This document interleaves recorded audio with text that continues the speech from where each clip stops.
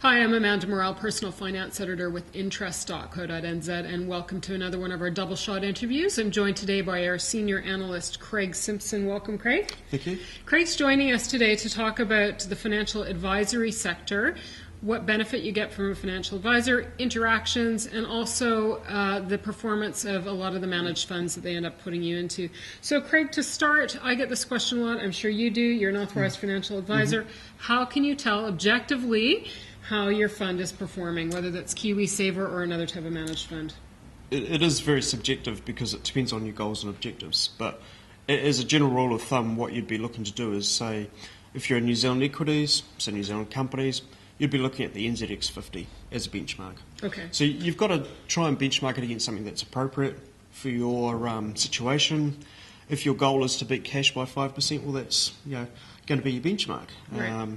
So it comes down to what you're hoping to achieve out of your portfolio. So when we're talking about KiwiSaver, what's a good benchmark in KiwiSaver? I think the median of all the managers in a particular sector. Right. Some 50% will be above, 50% will be below that median. So there are reports around which will give you that. Our own data will give you a ranking. So probably something that ranks in the top half dozen consistently. Okay, so you're comparing your fund to the performance of the average peer group in a particular Absolutely. category. Yeah. Okay, great. Yeah. Now, when it comes to using a financial advisor, not many people do for the sake of KiwiSaver, but if you're using a financial advisor to help you with your other affairs, overseas, they've moved a lot away from the commission system towards a fee system. And New Zealand, I understand, is kind of dragging the chain a bit on that one. What's the typical remuneration system today for a financial advisor if you choose to use one? A financial advisor, as you rightly pointed out, hasn't quite moved to the fee for service. There are a few advisors in the country that are doing that, and it's starting to get momentum, I feel. The typical advisor will generally charge 1% on how much you've got to invest, so funds under management. Yep. So as that grows, their cut of the pie gets bigger. Others will charge 0.5% and might charge a regular fee. I've seen advisors charging monthly for some of their services, so it could be $400-500 a month. So in addition to the fee that you are paying through your funds under management, is there another layer of fees that you're paying for the funder managers who are managing your money? There are. So you're doubling up on your fees? Yes, some of them are tax deductible. Right. So if you go through what they call a wrap account, so that's basically one of the large banks will have a custodial account, or some of the providers have custodial accounts. Those fees may be tax deductible, but then you've got another layer of fees if they use managed funds or brokerage if they're using shares. Yep. So you've got to add all the fees together and then say, well, the average fee in New Zealand, for example, would be somewhere around, custodial might be 1%, plus your fund manager at 1.5%. Yep. So you're looking at 2.5%. So this is something that the financial advisor should explaining to you quite clearly from the outset before you even start using their services, Absolutely. how they are paid. Yeah, and they have to disclose their fees if they're AFA. Okay. For their money, what level of communication should you be getting from a financial advisor? Should they be on the phone with you daily, monthly, annually? What's your opinion there? I wouldn't want to be phoning my clients daily. There's only so many hours in a day. I think a lot of advisors will group their clients into A, B, C, or gold, platinum, whatever they want to call it, and say for those clients with over $1 million, they might get quarterly. $500,000 they might get semi-annually, and for $100,000-200,000 it might be annually. I take a slightly different view. I think it doesn't matter on how much you've got to invest, because my $1 million or my $100,000 is as important to me as it is to somebody else. So I think the level of communication needs to be discussed between you and your advisor. I would have thought quarterly. Especially if we're in volatile times, it should be more frequently.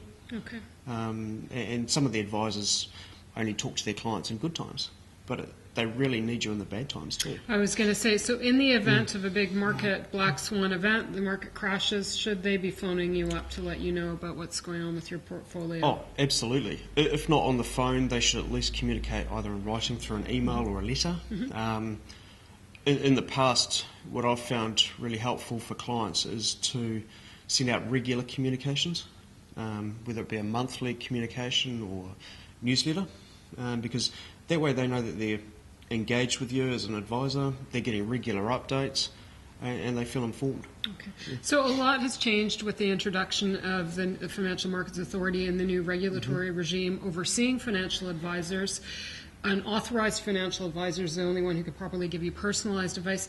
But how do you know whether that individual actually knows what they're talking about beyond the credentialing system? What are some keys and some suggestions there for determining, how well qualified this individual is to help you build your wealth? It's a great question.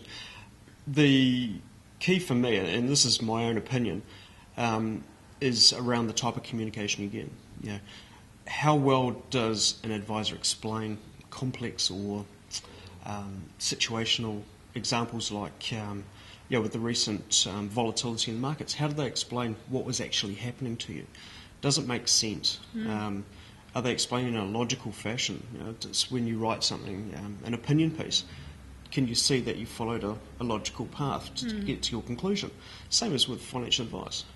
You've got to have a rational and logical conclusion. A lot of people feel intimidated when they have these discussions, particularly if they're just starting out as a new investor. So they might nod in agreement, but they don't necessarily understand. Do you think the emphasis should be on the financial advisor to make sure that information is understood, or is it a two-way relationship? Where do you draw the line in terms of comprehension? Yeah, I've always looked at it as the advisor's responsibility, but clients do have to take some accountability because it's their money. So if you're not understanding something, or you're not sure, ask, or just say, hey, look, I don't quite understand that. There's nothing wrong with that. The advisor may just have to phrase it slightly differently. But at the end of the day, the client also has some responsibility, but a majority of it will fall on the advisor to ensure that the client understands it and that the products that they're going into are suitable for them and their circumstances. Okay. In journalism, we have a golden rule that there's no such thing as a stupid question. I think investors should have the same sort of theory going in to their relationship. So, Craig Simpson, thank you very much for joining us to explain something about how the financial advisors work and how to judge performance. I'm Amanda Morrall, Personal Finance Editor with interest.co.nz.